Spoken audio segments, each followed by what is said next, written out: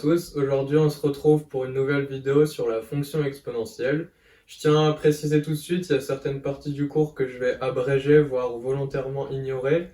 Donc cette vidéo elle sert plus de rappel que de cours. Il y a par exemple toute la première partie avec la notation euh, exp. Donc toute cette partie-là je vais l'ignorer, je vais directement utiliser la notation avec un E. Ça va être plus simple et ça nous permettra de gagner du temps, sinon la vidéo elle durerait bien trop longtemps et ça ennuierait certains, je suppose. Donc voilà, j'ai décidé d'abréger un petit peu certaines parties pour le plaisir de tout le monde, mais cette vidéo elle restera quand même assez complète, je l'espère. On va parler de l'exponentielle, donc j'étais obligé de faire un petit peu d'histoire des maths. Le premier mathématicien à s'être intéressé à l'exponentielle, donc au nombre E, c'est Leonard Paul Euler, donc c'est un très grand mathématicien reconnu dans le monde entier et depuis 1700, depuis les années 1700. On, on a arrêté de compter le nombre de ses travaux, il a écrit de nombreux travaux dans plein de domaines différents des mathématiques. C'était vraiment un génie.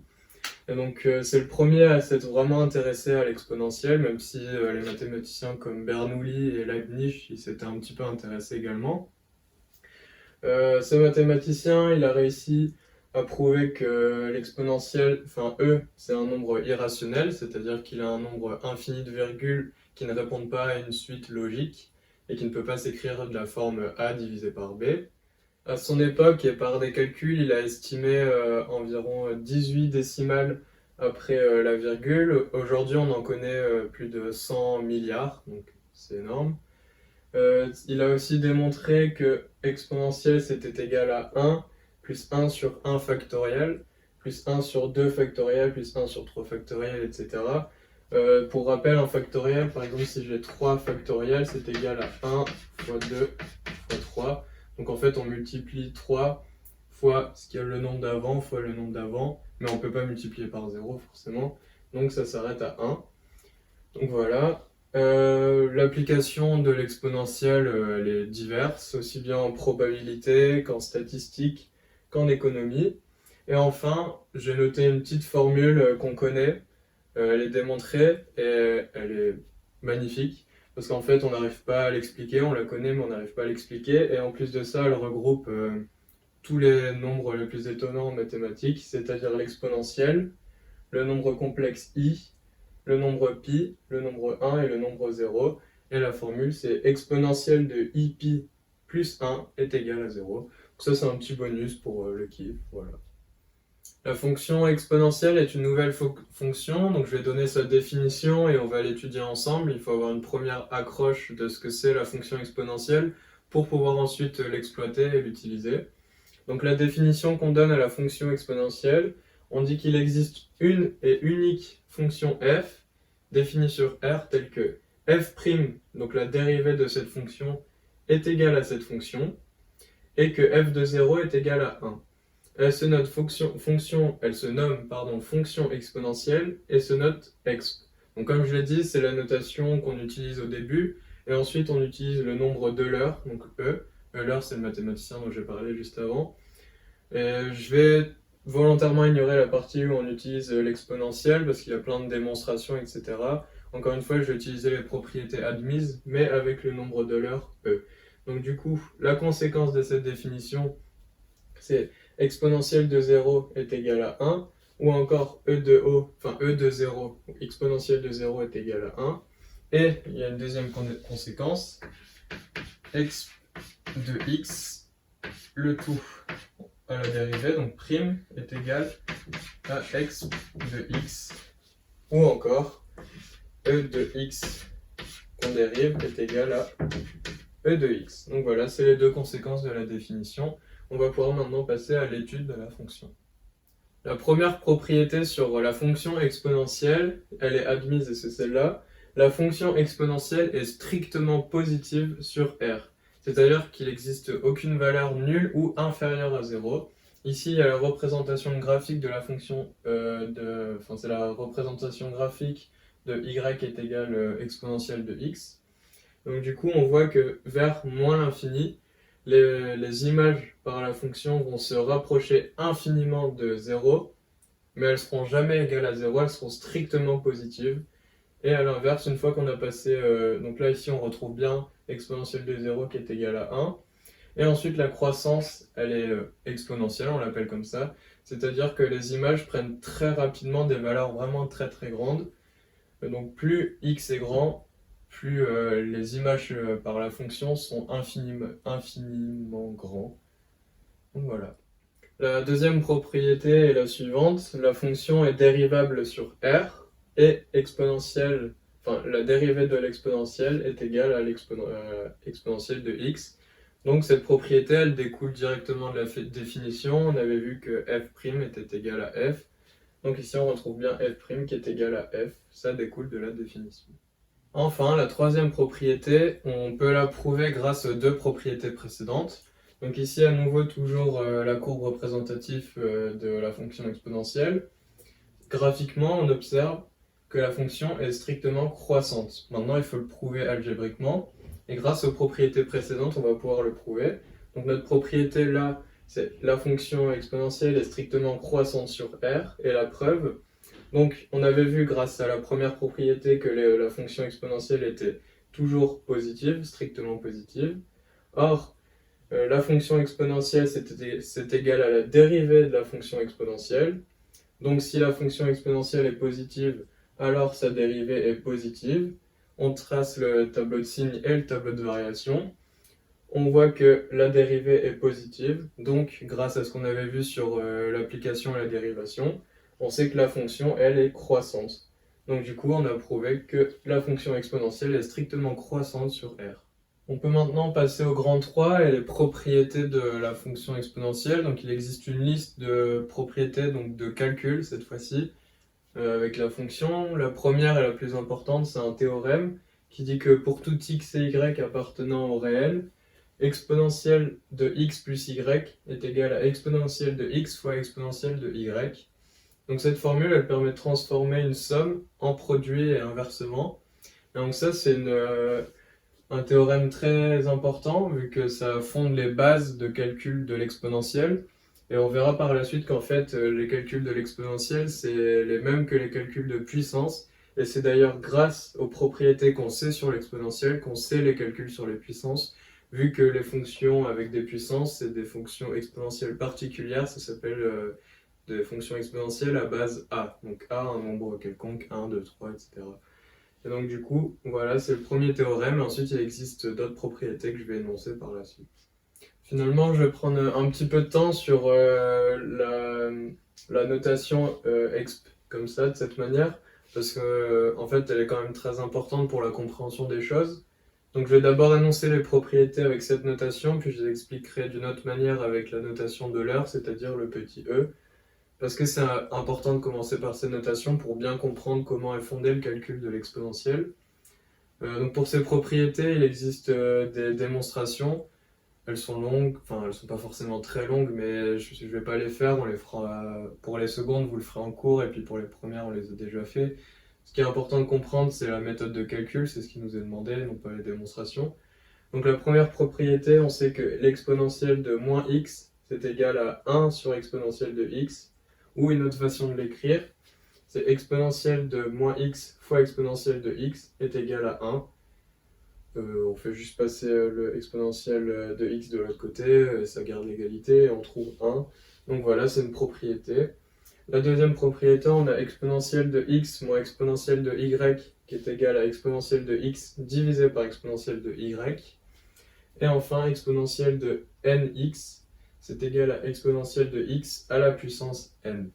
Donc je vais maintenant réécrire ces propriétés avec le nombre d'Euler et les expliquer autrement. Donc voilà enfin la nouvelle notation E. Donc comme je l'ai dit, c'est le nombre d'Euler, vu que c'est le mathématicien Euler qui a étudié ça, et E, c'est la première lettre de exponentielle. On dit que exponentielle de 1 est égal à E exponentielle puissance 1, et donc une puissance de 1 c'est égal à exponentielle. Et on dit que pour tout x appartenant à R, exponentielle de x c'est égal à exponentielle de 1 fois x. Donc on a l'exponentielle en puissance 1 fois x, et donc du coup exponentielle puissance x. Et donc c'est ça la nouvelle notation, c'est ce qu'on va utiliser par la suite. Et donc Grâce aux propriétés qu'on a vues juste avant et à leur démonstration, je ne les ai pas faites, mais grâce à la démonstration qu'on connaît, on peut donner toutes les propriétés de la puissance qu'on connaît habituellement. Et ces propriétés sur la puissance, elles sont dues aux propriétés sur l'exponentielle. Donc voici les propriétés pour l'exponentielle, cette fois-ci avec la nouvelle notation. Donc pour tout x et y appartenant au réel, on a exponentielle de 0 qui est égale à 1. Donc ça, on l'avait montré avant, enfin on l'avait dit avant avec l'ancienne notation. Et comme c'est valable pour l'exponentielle, c'est valable pour n'importe quelle puissance. Donc par exemple, si on a 2 puissance 0, c'est égal à 1. Donc ça découle encore une fois de l'exponentielle. Et on avait vu juste avant, exponentielle de 1, c'est égal à exponentielle, vu qu'une puissance de 1, c'est égal au même nombre. 2 puissance 1, ça fait 2. Ensuite, on a exponentielle de x qui est strictement positif, on l'avait vu juste avant, mais cette fois-ci avec la nouvelle notation. Et la dérivée de exponentielle de x, c'est exponentielle de x. Ensuite, une nouvelle fois, exponentielle de x plus y, c'est égal à exponentielle de x fois exponentielle de y. Et donc là, on retrouve les calculs de puissance qu'on connaît habituellement. Quand on a a puissance 2 fois, a puissance x fois b puissance x, fois a puissance y, pardon, on a bien a puissance x plus y. Donc là, c'est la même chose pour l'exponentielle.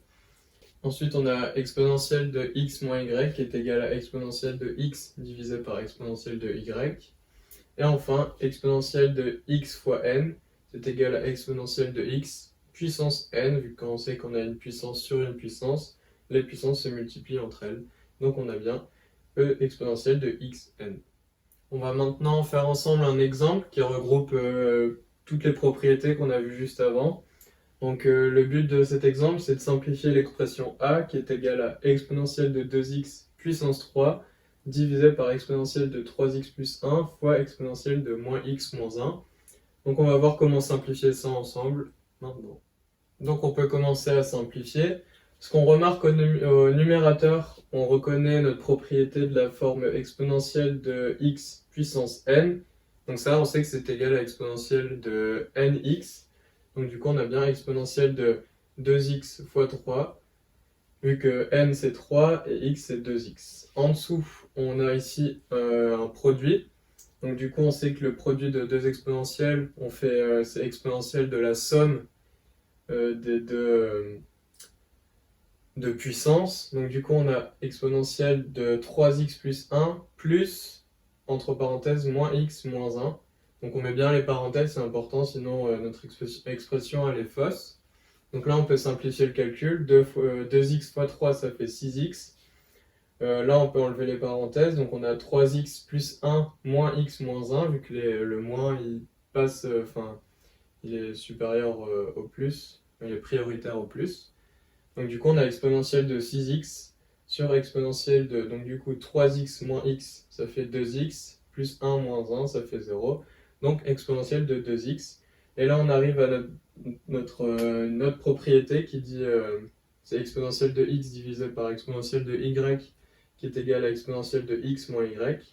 Donc on a bien exponentielle de 6x moins 2x, et c'est égal à exponentielle de 4x. On a simplifié notre expression de base.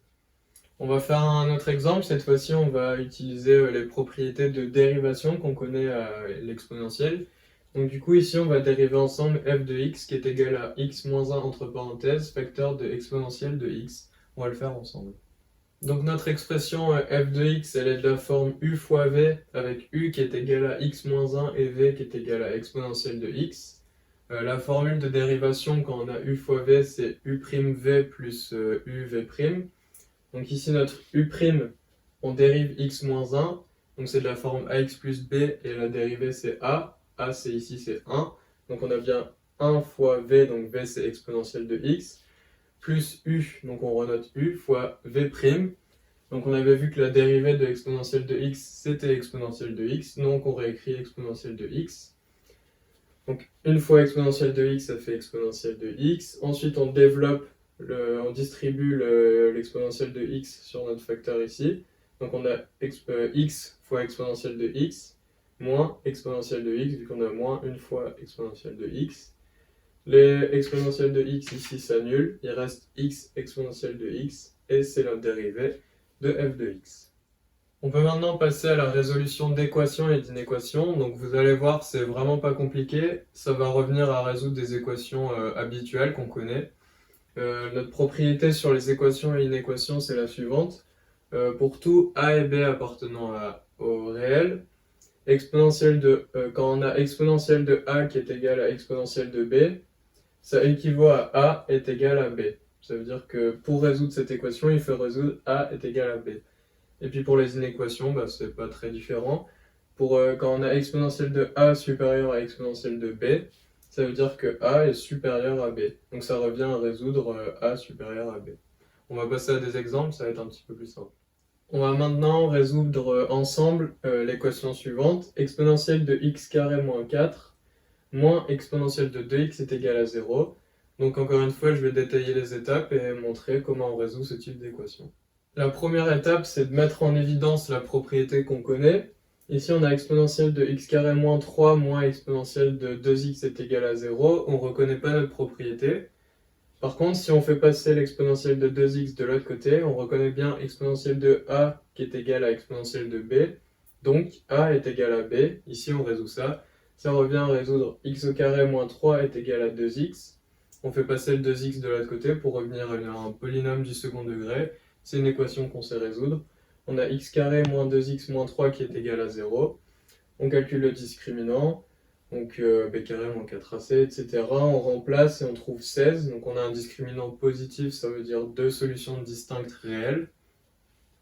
On a x1 qui est égal à moins b plus racine carrée de delta et x2 qui est égal à moins b moins racine carrée de delta divisé par 2a. Ici, on remplace encore une fois. On a 2 plus racine carrée de 16 divisé par 2, ça fait 2 plus 4 divisé par 2, ça fait 3. Et x2, c'est 2 moins racine carrée de 16 divisé par 2. Donc 2 moins 4 divisé par 2, ça fait moins 1. On a les solutions de notre équation. C'est moins 1, 3. On a résolu notre équation. On va maintenant résoudre ensemble l'inéquation exponentielle de 4x plus 6 supérieure à 1. Donc dans un premier temps, on va mettre en évidence notre propriété, puis ensuite on pourra résoudre une inéquation du premier degré. On va faire ça ensemble. Donc de cette manière, cette inéquation, elle ne nous intéresse pas, elle ne nous dit pas grand-chose, on ne peut pas faire grand-chose dessus. Mais par contre, on remarque que 1, c'est exponentielle de 0, on l'avait vu dans notre propriété, exponentielle de 0, c'était égal à 1. Donc on peut remplacer 1 par exponentielle de 0, et là on revient à notre propriété, exponentielle de a supérieure à exponentielle de b, ça veut dire que a est supérieur à b, donc du coup ça revient à résoudre moins 4x plus 6 supérieur à 0. Donc pour ça, on connaît, il faut trouver la racine de ce polynôme, donc du coup la valeur qui annule moins 4x plus 6 c'est 3 demi. D'où le tableau de signes suivant, donc on fait notre tableau de signes avec nos x, donc moins l'infini, moins 3 demi plus l'infini, ça s'annule en moins 3 demi. Ici on regarde le signe de a, c'est moins, donc on a d'abord plus puis ensuite moins. Nous, ce qui nous intéresse, c'est supérieur à 1, donc supérieur à 0 au final.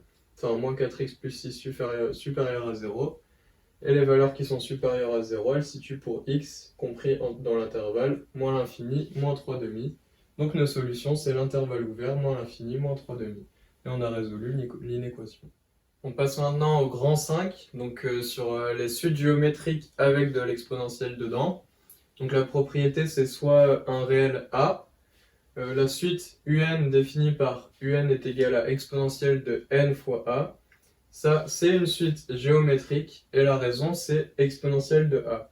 La preuve, elle est assez courte. On dit que un est égal à exponentielle de na, c'est dans notre propriété. Ça signifie que un plus 1 est égal à exponentielle de n plus 1 fois a. Vu que le n en indice, on le remplace ici, donc n plus 1, on le remplace ici. On développe le a, ça fait exponentielle de na plus a.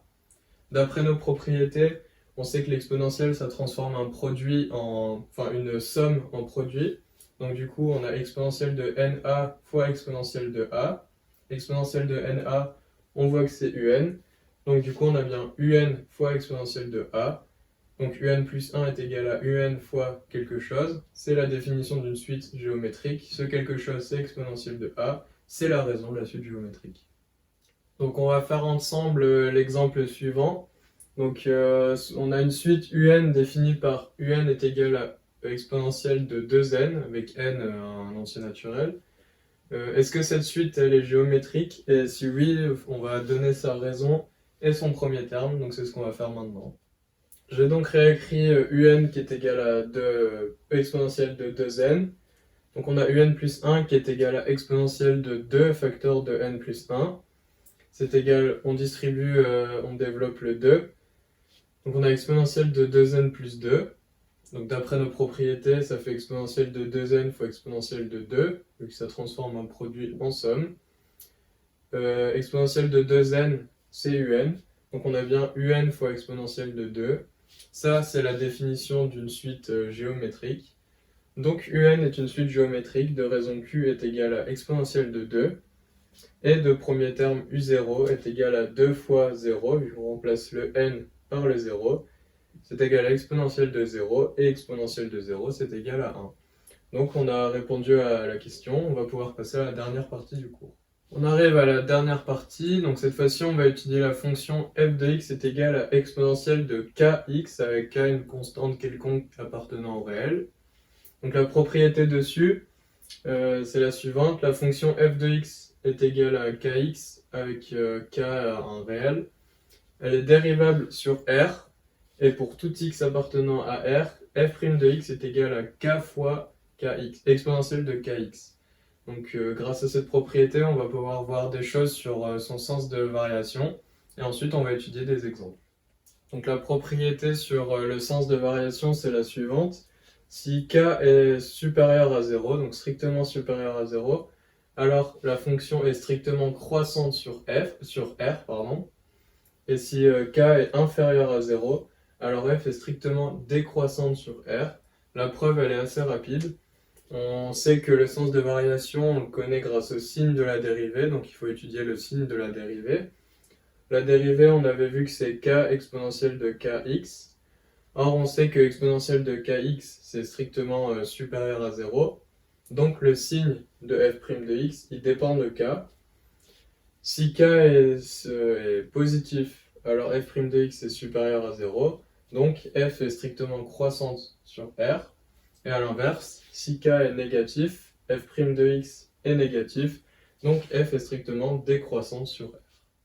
On va faire un dernier exemple qui regroupe les deux propriétés précédentes de cette partie de cours, et ensuite le chapitre sera terminé. Donc notre exemple, on va étudier les variations de la fonction définie par f de x qui est égale à exponentielle de moins 2x plus 7. Donc notre première étape ici, c'est de calculer la dérivée de f de x.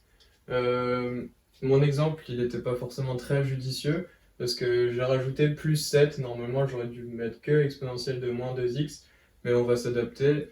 En fait, là, on a une fonction de la forme exponentielle de u, avec u une expression quelconque, donc ici u c'est égal à moins 2x plus 7, et la dérivée de exponentielle de u, c'est u' exponentielle de u. Au final, ça revient au même que kx, parce que quand on a juste kx, en fait, on a k fois exponentielle de kx, mais on a la dérivée de kx, et la dérivée de kx, c'est k.